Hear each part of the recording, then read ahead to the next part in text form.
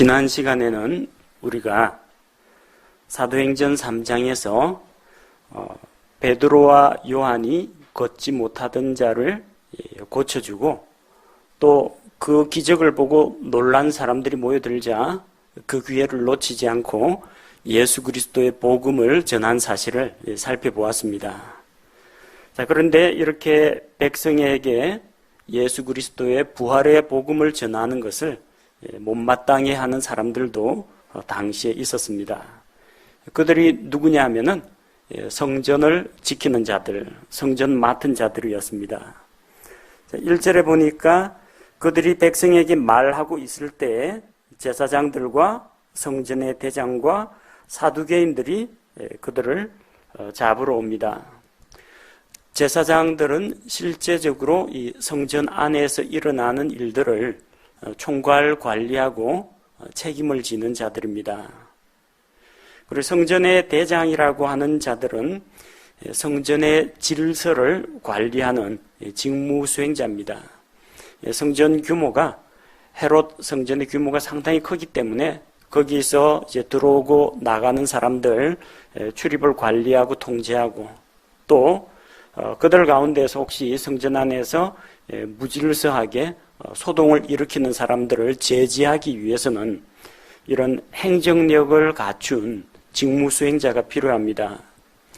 구약시대에도 보면 예레미야 20장 1절에서 제사장 임멜의 아들 바스훌은 주의 집에서 우두머리 감독이었다 했는데 뭘 감독하느냐면요, 성전 안에서 일어나는 제반적인 행정적인 일들이나 인력이나 물자의 출납 이런 것들을 관리, 감독하는 자입니다. 느헤미야 11장 11절에는 스라야라는 사람이 있는데 이 사람은 하나님의 집의 지리자였습니다.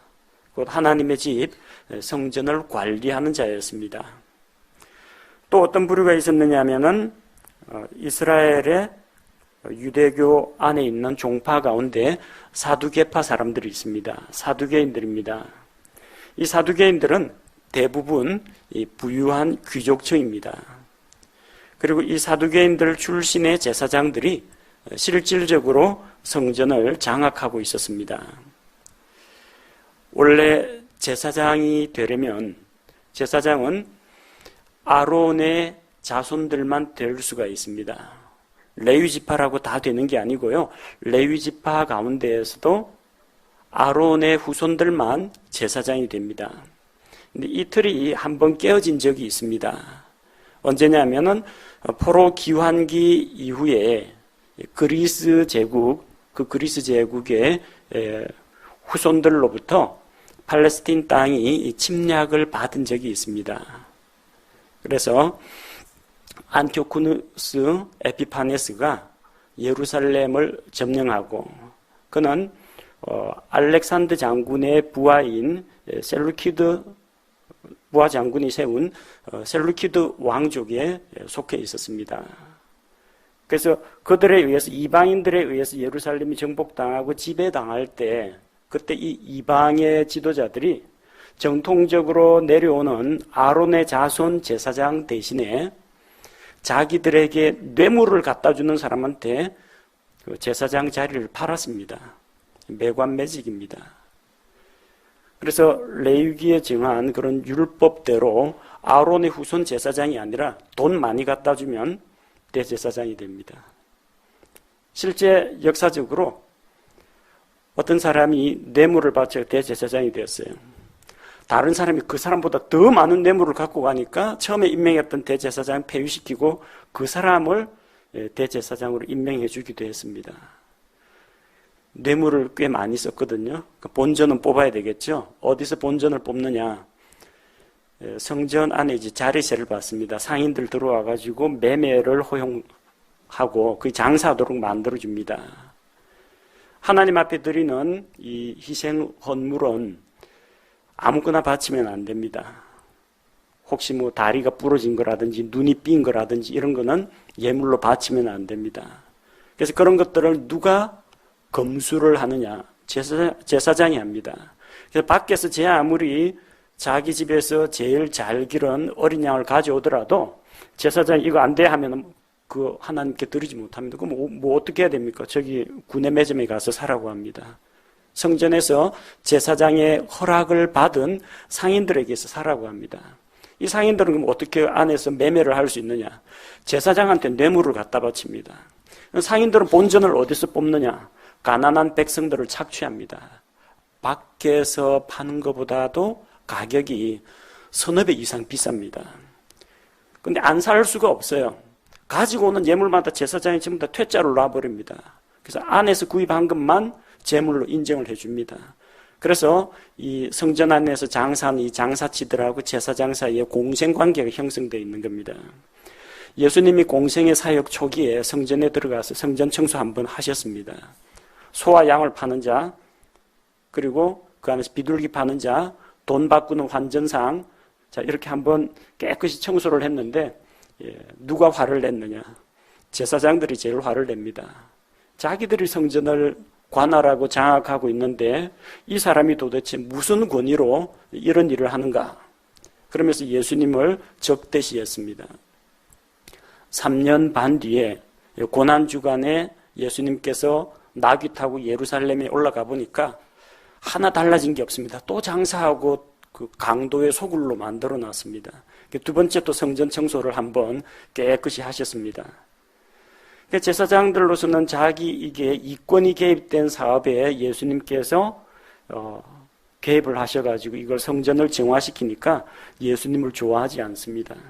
그럼 그 제사장들은 누구냐? 바리새파 사람들은 성전과 제사장 제도가 타락했다는 것을 알고 성전을 멀리합니다. 그리고 회당에 가가지고 말씀으로 돌아가자 하면서 회당에서 말씀을 강론합니다. 성전에서 행해야 될 대부분의 의식들을 회당과 가정으로 옮기게 만듭니다. 그래서 자기들은 일반 백성들로부터는 고고한 사람으로 존중을 받았습니다.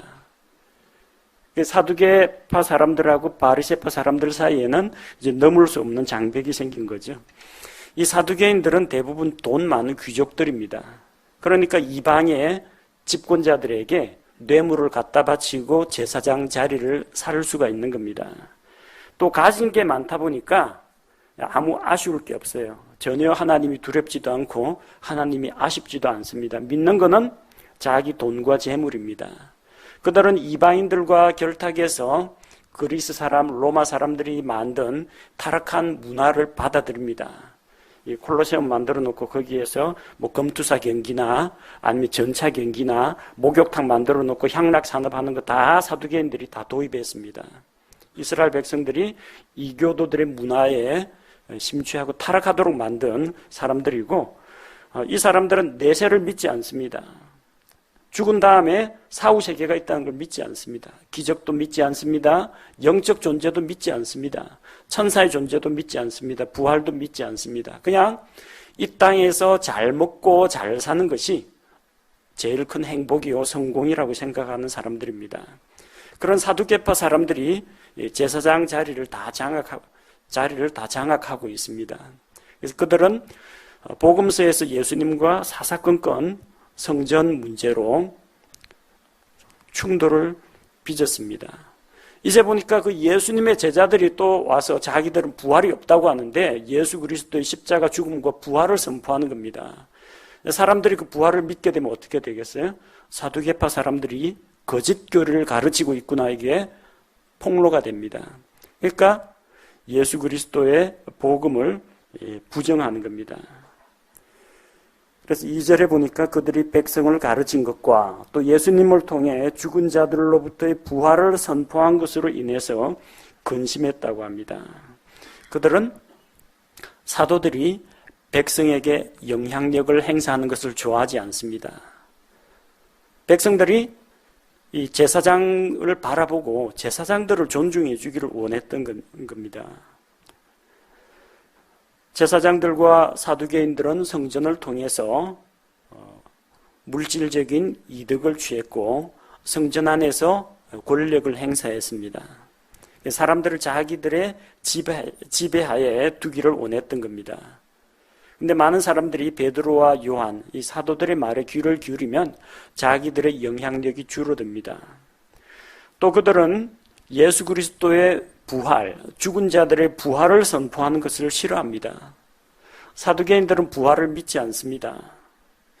나중에 여러분 사도행전 23장 8절에 보면은 산헤드린 공회 안에서 바리새파 사람들하고 사두개파 사람들이 서로 격렬하게 다툽니다. 왜냐하면 바울이 나는 바리새인이요 바리새인의 아들로서 우리 조상들이 가지고 있던 소망, 곧 죽은 자들의 부활에 대해서 신문을 받는다니까 바리새파 사람들이 옳소 하면서 바울을 지지하고 났습니다. 그 안에서 사두개파 사람들하고 부활이 없다는 사두개파 사람들하고 싸움이 일어납니다. 예수 그리스도의 사도들이 부활의 복음을 전하면 전할수록 사두개인들이 갈 곳이 없어집니다. 그래서 싫어합니다. 그 소식이 민간에 널리 퍼지는 것을 두려워하고 근심하는 겁니다. 그래서 일단 베드로와 요한을 체포했습니다. 성전 안에서 일어나는 일들에 대해서는 자기들이 물리적인 행정권을 가지고 있습니다. 그래서 체포를 했는데 이미 날이 저물었기 때문에 다음 날까지 감옥에 가두어두었습니다. 하지만 이 베드로가 전하는 이 말씀을 듣고 베드로가 뭐라고 했습니까? 예수 그리스도를 하나님께서 일으키시고 너희에게 복을 주시기 위해 그분을 보내서 자기의 불법들에서 돌이키시게 했다. 회개하고 돌아오라는 메시지를 전했습니다. 그때 믿고 돌아온 사람의 숫자가 남자의 수만 약 5,000명 가량 되었습니다. 딱 부러지게 5,000명은 아니고 대략 숫자가 남자만 5,000명 정도입니다. 당시에는 이 여성들은 숫자의 계산이 되지 않았습니다. 아이들도 계수하지 않았습니다. 그만큼 여성의 인권이나 사회적인 배려가 부족하던 그런 시기입니다. 남자만 5,000명입니다. 근데 이런 데는 누가 잘 갈 것 같아요? 어린아이들이 잘 갑니다. 또 여성들이 또 잘 갑니다. 남자들은 거의 대부분 밭에 나가거나 아니면 바다에 가서 고기 잡고 있겠죠. 여자들 인구가 아마 더 많았을 겁니다. 그래서 남자 여자 다 치면 5,000명 정도가 아니라 그보다 훨씬 많았을 수도 있다는 겁니다. 많은 사람들이 예수 그리스도의 사역과 그분의 십자가 죽음과 부활의 소식을 듣고 믿게 되었다는 겁니다. 자, 5,000명 정도가 믿고 돌아온다면은 사두개인들이 겁을 먹을 만도 합니다. 다음 날이 되었습니다. 그들의 치리자들과 장로들과 서기관들과 또 대제사장 안나스와 가야바와 요한과 알렉산더와 대제사장의 친족들이 다 예루살렘에 함께 모였습니다. 대제사장의 친척들이라면 아마 대부분이 제사장들 또 성전 일에 관여하고 있는 사람들일 겁니다. 그래서 그들 때문에 산헤드린 공회가 소집이 되었습니다. 자, 여기 지금 보니까 대제사장들 일가 친척이 모인 것처럼 보이지만 15절에 보면 저들이 그들에게 공회 밖으로 나가 있으라 그러죠. 그럼 지금은 공회 안에 들어와 있다는 이야기입니다. 이 공회, 산헤드린 공회라는 것은 유대인들의 자치 조직입니다. 우리나라식으로 이야기하면은 국회라고 보시면 됩니다. 부산시로 보면 부산시 의회, 시의회 정도 됩니다. 유대인들의 정치, 행정, 그리고 종교적인 의사결정을 내리는 기구가 산헤드린 공회입니다. 유대인 공동체에 소속된 사람은 이 공회의 결정을 반드시 따라야 됩니다. 안 따르면 유대인 공동체에서 추방합니다. 그 사람이 죽거나 말거나 이교도들 손에 의해서 인권이 유린되거나 절대 도와주지 않고 동족으로 대우하지를 않습니다. 그만큼 유대인 사회에서는 권위가 있는 기구입니다. 70명으로 구성되기 때문에 다른 말로 70인 공회라고 부르기도 합니다. 여기에는 기본적으로 대제사장은 포함이 됩니다. 대제사장이 공회의 우두머리 회장이 됩니다. 그리고 제사장들, 거의 대부분은 사두개인 출신들이죠. 그 다음에 서기관은 바리새파 사람들이 많습니다. 회당에서 말씀 연구하는 자들이기 때문에. 그리고 사두개인, 제사장직을 갖지 않은 사두개파 종교인들, 그리고 바리새인들이 다수 참석해서 산헤드린 공회를 구성합니다. 그래서 공회가 베드로와 요한에게 질문을 합니다. 누가 너희에게 이런 일을 하라고 시켰느냐? 무슨 권위와 무슨 자격으로 이 일을 하느냐는 겁니다. 그들에게 필요한 것은 하나님의 기적이, 능력이 나타나서 걷지 못하던 자가 걷게 되는 이 기쁜 일이 일어났다. 이걸 따지는 게 아닙니다. 그들에게 필요한 것은 무슨 권위, 무슨 자격, 이게 또 중요한 겁니다. 마태복음 21장 23절에서 수제사장들과 백성의 장로들이 예수님께 나와서 질문했습니다. 내가 무슨 권위로 이런 일들을 행하느냐? 또 누가 이 권위를 내게 주었느냐 하거늘 예수님께서 예루살렘 성전에 들어가서 성전을 정결하게 하신 일에 대해서 시비를 거는 겁니다. 예수님에게 하던 그 질문을 예수님의 제자들에게 똑같이 던지고 있습니다. 네가 뭔데? 무슨 자격으로 이 일을 행하느냐는 겁니다. 성전 안에서 제일 권위 있는 것은 대제사장이고 우리 사두개파 제사장들인데 너희가 왜 이렇게 백성들을 끌어모으고 가르치고 하느냐는 겁니다. 그 일에 대해서 베드로가 답변을 합니다. 베드로의 지식으로 답변하는 게 아닙니다. 베드로의 언변술로 답변하는 게 아닙니다.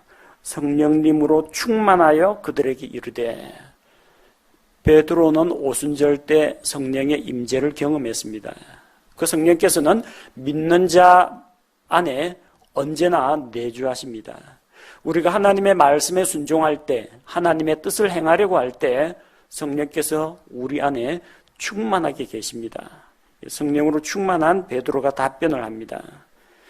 이 답변 앞에서 사람들은 반론을 제기할 수가 없습니다. 이미 예수님께서 그들에게 예고하셨습니다. 너희가 장차 내 이름으로 고난을 받을 것이고 왕들과 또 종교 지도자들 앞에 끌려가서 신문을 당할 것이다. 그러나 그들이 너희를 끌고 가서 넘겨줄 때에 너희가 무슨 말을 할까 미리 염려하거나 미리 궁리하지 말고 그 시각에 너희가 무엇을 받든지 그것을 말하라. 말하는 이는 너희가 아니요 성령이시니라. 감히 대적들이 반박할 수 없는 그런 말과 답변할 말을 성령님을 통해서 주겠다고 우리 주님께서 약속하셨습니다. 자, 그래서 베드로는 성령님으로 충만하여 답변을 합니다.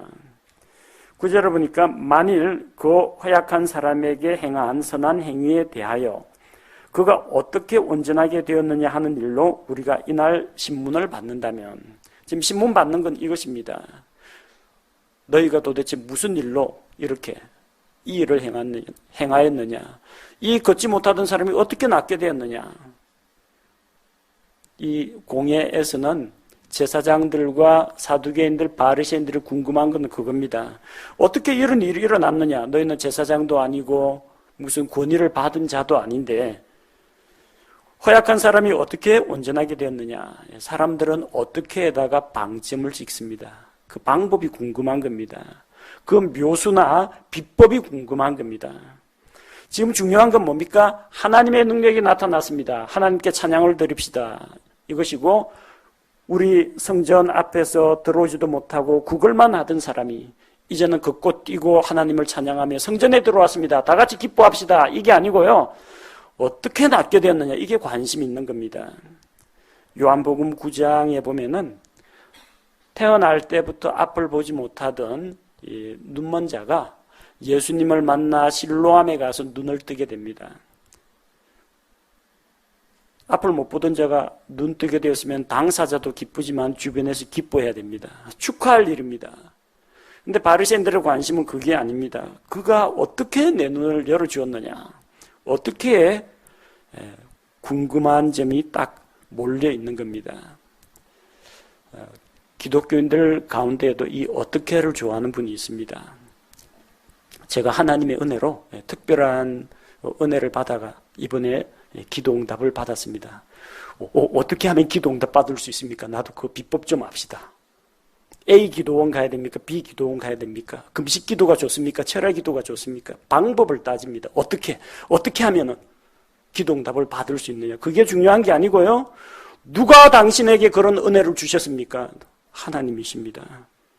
누가 이 안진뱅이를 일으켰느냐? 하나님이십니다. 누가의 방점이 지켜야 하는데 사람들은 기도 응답을 주시고 기적을 베푸시는 하나님보다도 어디에 관심이 가 있느냐? 어떻게 하면 나도 저렇게 될 수 있을까? 어떻게 하면 기도 응답을 따낼 수 있을까? 그 방법이나 수단에 관심을 두고 있는 겁니다. 중요한 것은 구원자 예수 그리스도의 이름으로 말미암아 그가 회복이 되었다는 겁니다. 10절에 보니까 너희 모두와 이스라엘 온 백성은 이것을 알라. 곧 너희가 십자가에 못 박았고 하나님께서 죽은 자들로부터 살리신 나사렛 예수 그리스도의 이름으로 말미암아 곧 그분으로 말미암아 이 사람이 온전하게 여기 너희 앞에 서 있다고 했습니다. 누가 그 일을 했다고요? 나사렛 예수 그리스도. 베드로는 그가 어떻게 나았느냐에 대해서 설명할 수가 없습니다. 하나님의 초자연적인 기적이 어떻게 말로 설명이 되겠습니까? 낫게 한 어떤 메커니즘이나 경위나 방법은 모릅니다. 한 가지 아는 것은 예수 그리스도의 이름으로 말미암아 그가 회복이 되었다는 겁니다. 근데 참 이 제사장들하고 사두개인들, 바리새인들이 듣기 껄끄러운 말이 있습니다. 너희가 십자가에 못 박아 죽인 그 예수 그리스도. 근데 하나님께서 그 예수 그리스도를 죽은 자들로부터 다시 살리셨다. 바로 그 예수 그리스도의 이름으로 말미암아 이 사람이 온전하게 되었다는 겁니다. 자기들은 하나님의 아들, 그리스도, 메시아, 유대인들의 왕을 자기들 손으로 이방인에게 넘겨주어서 십자가에 못 박아 죽인 죄인들이라는 겁니다. 그런 잘못을 지적받으면 뜨끔하고 찔려가지고 눈물 흘리며 회개를 해야 되는데 이 사람들은 그렇게까지 영적으로 예민하진 않습니다. 이제 오히려 분개하고 화를 내죠. 그 예수님은 어떤 분이냐? 11절에 보니까 이분은 너희 건축자들이 업신여긴 돌로서 모퉁이의 머릿돌이 되셨느니라. 건축자는 성전에서 사용할 기초석을 구합니다. 그래서 별 울퉁불퉁하고 별 모양새도 없고 그런 돌인 줄 알고 그냥 무시하고 내다 버렸습니다. 그러나 하나님께서는 건축자들이 버린 그 돌을 성전 모퉁이의 머릿돌로 삼으셨다는 겁니다. 우리 주 예수님은 이사야 53장 1절에서 3절에 나오는 말씀처럼 고운 모양이라든지 풍채라든지 사람들이 보기에 흠모할 만한 어떤 매력적인 요소를 가지고 있지 않으십니다. 정말로 고난을 많이 겪으셨고 우리의 아픔을 아시고 우리의 질병과 가난과 우리의 상처와 우리의 연약함을 잘 아시는 분입니다. 예루살렘에서 태어나신, 수도 예루살렘에 태어나신 분이 아니고 베들레헴 촌에서 태어나셨습니다. 종합병원 산부인과에서 나오신 분도 아니고요. 그렇다고 가정 출산한 분도 아니고 베들레헴 마구간에서 가장 낮고 비천한 곳에서 태어나신 분입니다. 사람들이 다 무시했습니다. 자라나신 곳은 저 갈릴리 북쪽 지방에 있는 나사렛 마을입니다. 교육도 제대로 받지 못하고 사람들이 무식하고 투박한 사람들이 사는 그런 곳입니다. 나사렛 예수라고 하면 사람들이 조롱합니다. 나사렛에서 무슨 대단한 게 나올 수 있겠느냐 하고 무시합니다. 유대인들은 예수님을 버렸습니다. 그러나 하나님께서는 그분을 구원자로 세우셨습니다. 그것도 우리를 죄와 사망의 권세에서 건질 수 있는 유일한 구원자로 세우셨습니다. 12절에 다른 사람 안에는 구원이 없나니 하늘 아래에서 우리를 구원할 다른 이름을 사람들 가운데 주지 아니하셨다고 했습니다. 다른 사람 안에는 구원이 없습니다. 예수 그리스도 안에만 구원이 있습니다. 이런 말을 하면 믿지 않는 자들은 독선적이다 그럽니다. 그러나 진리는 이것이 진리이면 나머지는 진리가 아닙니다. 이것도 맞고 저것도 맞고 그런 진리는 없습니다. 진리는 독선제 길일 수밖에 없습니다. 예수 그리스도가 유일한 구원의 길이고 예수님을 통하지 않은 다른 모든 길들은 사람들이 보기에는 곧바르게 보이지만 결국은 사망의 길이라는 겁니다. 왜 예수님만이 구원의 길이 될 수 있느냐? 인간의 죄의 문제를 대신하기 위해서 죄 없으신 분으로서 사람들의 죄를 대신하여 죽으신 분이 예수님 밖에 없기 때문입니다. 에베소서 1장 4절에 보면 곧 우리가 사랑 안에서 자신 앞에 거룩하고 흠이 없게 하시려고 세상의 창건 이전에 그분 안에서 우리를 택하셨으며, 하나님께서는 김아무개 구원받아라, 박아무개 구원받아라, 이아무개 너는 지옥 가라 이런 식으로 사람을 예정하지 않으십니다. 하나님께서는 누구를 예정하셨느냐? 자기 아들 예수 그리스도를 예정하셨습니다. 그래서 예수 그리스도 안에 들어오면 다 구원받습니다. 노아 시대에 저기 앞마을에 있는 아무개, 저 뒷마을에 있는 아무개 구원받아라 이런 식으로 하나님께서 구원을 말씀하지 않았습니다. 아무든지 방주 안에 들어오면 구원받는다 했습니다. 하나님은 구원의 방주를 하나 설정해 놓고 요걸 택하셨습니다. 그리고 요 안에 들어오면 사람이나 동물이나 다 홍수 심판으로부터 구원을 받습니다. 하나님께서는 예수 그리스도 구원자를 이렇게 세우시고 누구든지 그분 안에 들어오면 구원을 받게 하셨습니다. 어떻게 하면 그분 안에 들어갑니까? 예수 그리스도를 자기의 구원자로 믿고 받아들이면 우리가 예수 그리스도의 몸의 일부가 됩니다. 성령님의 침례를 통해서 그리스도의 몸 안으로 들어오게 됩니다. 그러면 그분 안에 있는 자이기 때문에 구원을 받는 것입니다. 이 세상 어떤 사람, 어떤 위인, 어떤 위대한 종교의 창시자라고 할지라도 다른 사람의 죄를 대신해서 죽어준 자는 없습니다. 혹 누군가를 위해서 과감하게 목숨을 던진 사람도 있겠지만 그 사람은 자기 죄 때문에 죽었지 다른 사람의 죄를 대속해 줄 능력은 없습니다. 하나님께서는 예수 그리스도 이외에 우리를 구원할 수 있는 다른 이름을 주신 적이 없다는 겁니다. 자, 13절에 보니까 이 베드로와 요한이 가난하고 무식한 어부인 줄 알았는데 공회 앞에 들어와서도 조금도 주눅이 들지 않고 하고 싶은 말을 줄줄 다 하는 걸 보고 사람들이 놀랍니다. 그들이 본래 그들을 학문 없는 무식한 사람들이라고 생각했는데 저렇게까지 담대하게 또 선명하게 핵심적인 것을 이야기하니까 이상하게 여겼습니다. 이상할 수밖에 없죠.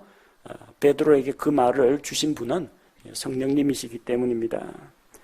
또 그들에 대해 즉 그들이 이전에 예수님과 함께 있던 것을 알게 되고 예수님의 제자라는 것을 알거든요.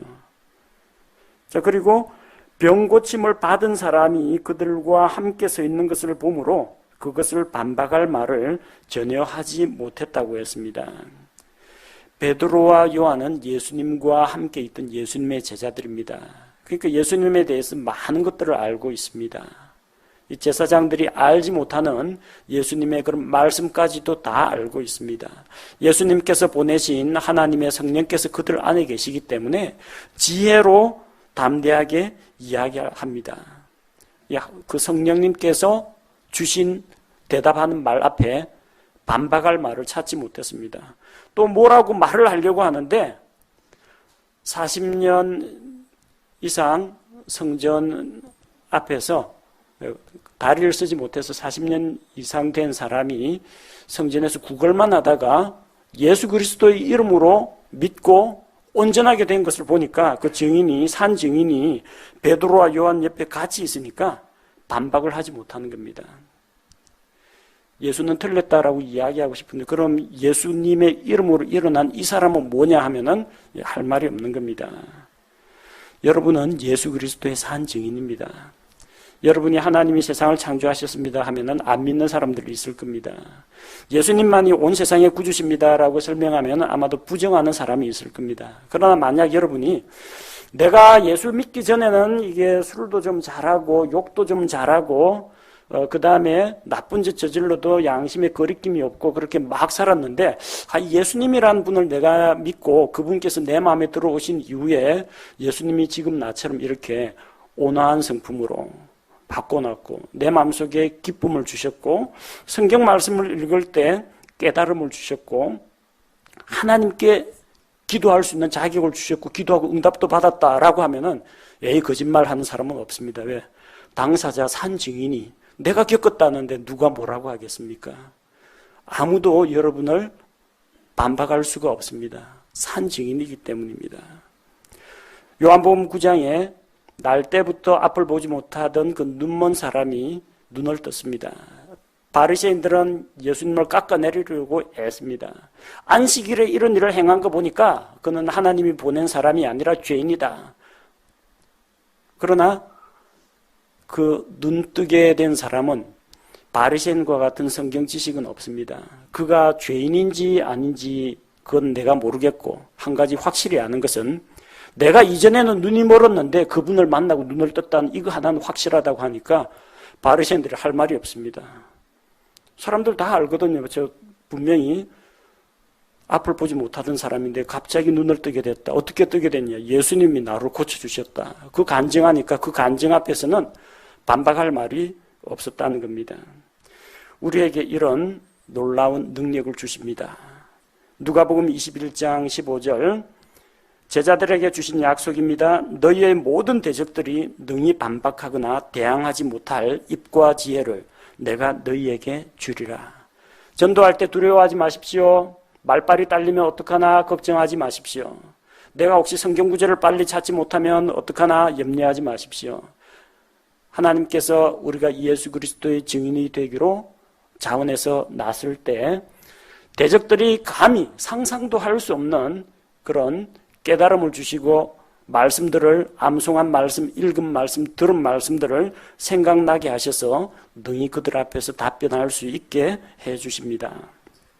하지만 이 사람들은 일단 그 베드로의 말에 반박은 하지 못하겠고 잠시 휴정을 하고 밖에 나가 있으라, 공회 밖에 나가 있으라 하고 자기들끼리 의논을 합니다. 16절에 우리가 이 사람들을 어떻게 할까? 참 골치 아픕니다. 왜 골치가 아프냐면요, 그들로 말미암아 주목할 만한 기적이 이루어진 이 사실이 예루살렘에 거하는 모든 자들에게 드러났기 때문에 그걸 부정할 수가 없다는 겁니다. 마치 예수님 지상사역할 당시에 죽었던 나사로 자기들도 확인했습니다. 나사로 집에 조문하러 왔다가 죽은 지 나흘이 지나가지고 시체 썩는 냄새가 나는 거. 근데 예수님께서 죽은 나사로를 일으키는 것을 자기들 눈으로 목격했습니다. 예수님이 사망과 생명까지도 주관하시는 분이라는 것을 부정할 수가 없습니다. 왜? 나사로가 살아있으니까요. 나사로가 죽었다가 살아난 산 증인이기 때문에 부정을 못합니다. 40년 동안 다리를 쓰지 못하던 사람이 낫게 되어가지고 산 증인이 되어 있으니까 자기들도 부정은 못합니다. 그래서 그냥 이 사건은 다리 쓰지 못하는 사람을 다시 주저앉힐 수는 없는 노릇이고 인정은 할 수밖에 없지만 어쨌든 어찌됐거나 공회의 결정으로 공회의 권위를 내세워서 이 일이 백성 가운데 더 이상 퍼지지 못하도록 입단속을 하자고 하는 겁니다. 그들을 위협하여 예수님의 이름으로는 아무에게도 말하지도 말고 가르치지도 말고 선포하지도 말라고 하기로 결정을 내렸습니다. 그래서 18절에 그들을 불러 그들에게 예수님의 이름으로는 말하지 말고 가르치지 말라고 하는 겁니다. 이건 산헤드린 공회에서 내린 결정입니다. 유대인 공동체 안에서는 이 결정이 효력이 있습니다. 그들은 분명히 공회에서 예수님이 아무 죄가 없지만 신성모독이다 하면서 예수님을 유죄로 확정했습니다. 그리고 로마 사람들에게 넘겨주어서 처형을 했습니다. 그런데 그분의 제자들을 통해서 예수님은 하나님의 아들이시오, 하나님께서 그분을 다시 살리시고 구원자로 세우셨다, 예수 그리스도 이름을 믿는 자는 구원을 받으며 이런 놀라운 기적을 체험하게 될 것이다 이야기하는데, 사도들로 인해서 많은 표적과 기적들이 나타난 것들이 사람들에게 퍼져서 부정할 수가 없습니다. 만약 이게 더 퍼져나가면 자기들은 하나님의 아들을 십자가에 못 박아 죽인 죄인이라는 사실이 드러나기 때문입니다. 종교 지도자로서의 권위를 잃어버리기 때문입니다. 백성들에게 영향력을 행사하기가 어려워지기 때문입니다. 그래서 제자들에게 함구령을 내립니다. 예수님 이름으로는 말하지도 말고, 예수님 이름으로는 가르치지도 말고, 예수님 십자가, 예수님의 부활, 예수님의 산상수훈, 일체 예수님 이름과 관련된 것은 말하지 말라는 겁니다.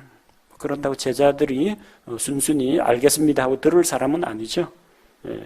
그들은 예수 그리스도의 증인으로 자기가 보고 들은 것을 목숨을 걸고 선포하고 가르치게 됩니다.